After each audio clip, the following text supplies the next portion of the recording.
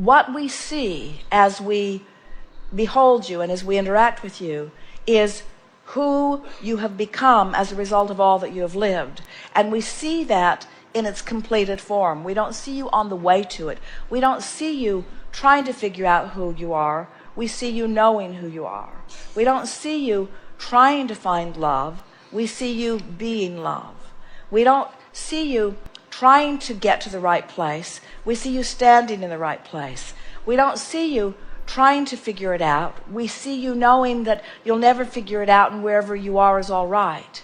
But our seeing you there and you knowing us as we see you there are two different things. And that's what we meant as we were getting ready for the segment of refreshment earlier, is that it doesn't matter how we see you, because as source energy, we see you in your ultimate expansion. We see you in your ultimate worthiness. We see you in your never-ending expandedness. But it doesn't matter how we see you. It matters how you see us seeing you. Now, here's the thing that this is the differentiation that we want to help you to make. If you're reaching for the way the source within you sees you, you have to reach for it in the form of feeling, which means you have to disengage from whatever is your usual criteria. So you have to feel for it. You have to feel for it, which means you have to make it general. So what do you think is the path of least resistance to the desire that you hold? Is that something that you need to do? Is it something that somebody else needs to do? What feels like the path of least resistance? It's interesting because if you were having a tug of war with someone and we said, what's the path of least resistance? The path of least resistance would be letting go of the rope.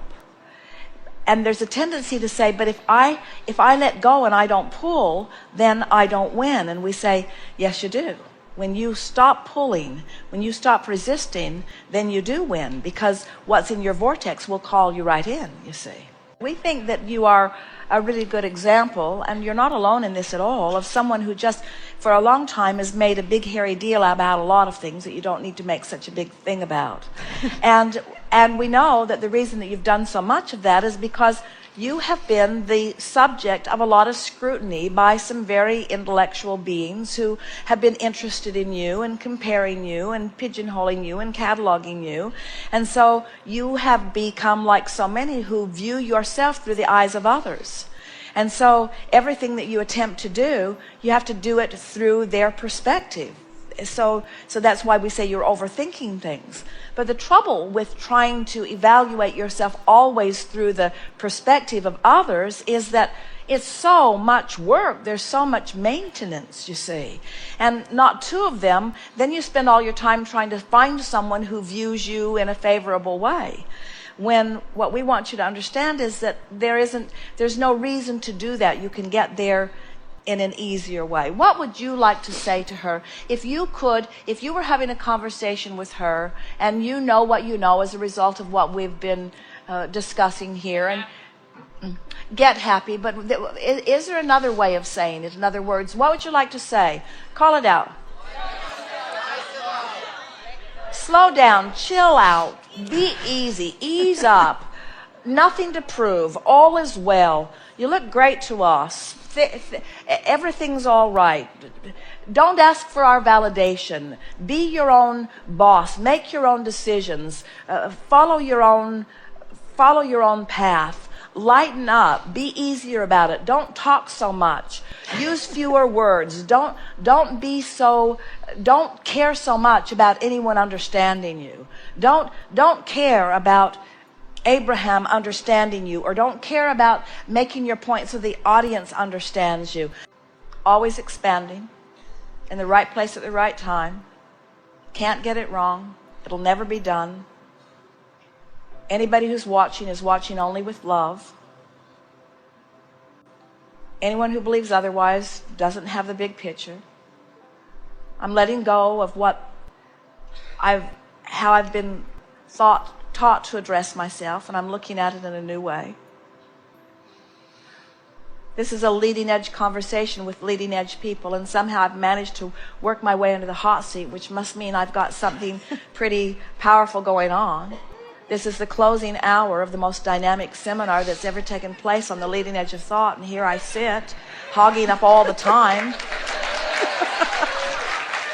I don't even have a clear question. I can't even articulate it, and when I try, Abraham just shuts me down, and yet here I am sitting here reaping the benefit of their powerful gaze of knowing and understanding of love. I must be in the perfect place at the perfect time. How could I have managed to be here otherwise if that were not the case?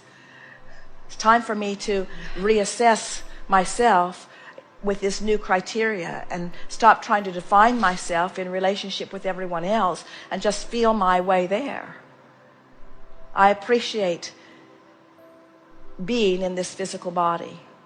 And sometimes when there is not enough appreciation flowing to me, I find the relief of letting it flow from me. It feels good to appreciate. It feels good to look for positive aspects. It feels good to know my value. I like the concept of the vortex. I want to believe that it is real. I like the concept of my inner being. I want to know that my inner being is real. I like the concept of eternal creation. I want to know that it is real. I want to find myself on this continuum which is eternal life. And I want to acknowledge myself in this physical body, in this time, and in this space as important to this never-ending, ongoing experience of life. I can accept that as I've sifted through details that I've put much into the vortex, and I can even accept the existence of the vortex. But what I haven't been accepting and what I've been hard on myself about is that I've come to the place that I believe in the reality of the vortex. Sometimes I feel it more strongly than others. And I believe in the reality of the physical platform on which I stand. And I even believe in the rockets of expansion that I've set forth. But I haven't believed in the okayness of where I stand moment to moment in relationship to all of that. I have for all of my life believed that I should be a little smarter and I should be a little nicer and I should be in a little better place, that I should be carving out something a little bit more specific. I haven't ever been quite in the place where I could just accept that I'm in the right place at the right time, because I haven't allowed myself to be in enough vibrational alignment with Source to really feel Source's never-ending appreciation of that which I am. And I can feel, even as I'm listening to what I believe to be a very strong representative of Source, flowing appreciation and love to me, still I can feel that I'm holding out for some indescribable, unimaginable reason. I don't know why I don't just let go and let myself be appreciated in the fullness of that which is apparently or supposedly being offered. But that is my new quest. I'm going to get general enough that I can find it. And I'm going to take the attention off of myself, which has been my greatest struggle, and I'm going to put my attention of appreciation on other things that are around me. I'm going to appreciate nature. I'm going to appreciate this ship. I'm going to appreciate this opportunity. I'm going to appreciate these patient people. 700 patient people sitting here listening to Abraham, starting at the very beginning of vibration and helping me to come to a place. There cannot be an example of greater willingness and appreciation from a body of people who are sitting here, not just silently waiting for this to be over, but rooting for you with everything they've got, wanting you to feel with the power of that which many of them are feeling, the love that the universe has for you and your willingness to be here, to be pointed here in this physical time-space reality, to be contributing to the vortex, and to be finally allowing the Source that creates worlds to flow endlessly and openly and in a non-resisted way through you. This is what we want most of all for you. We want you to begin to be aware of the association, the correlation between what you're thinking and how you're feeling, because they always match up, and what's manifesting in your experience. because what's manifesting in your experience is always a match to what you are broadcasting. Just can't get around it. But you can broadcast more deliberately. We call that deliberate creation. Or you can broadcast by default. That's what most humans do. They just look around and blow vibration, blow it and flow it, blow it and flow it, blow it and flow it, and then they go, oh, what a surprise. How did this come? Someone else must be doing this to me. And we say, you can be influenced by others. You can be influenced by others, but no one can vibrate for you.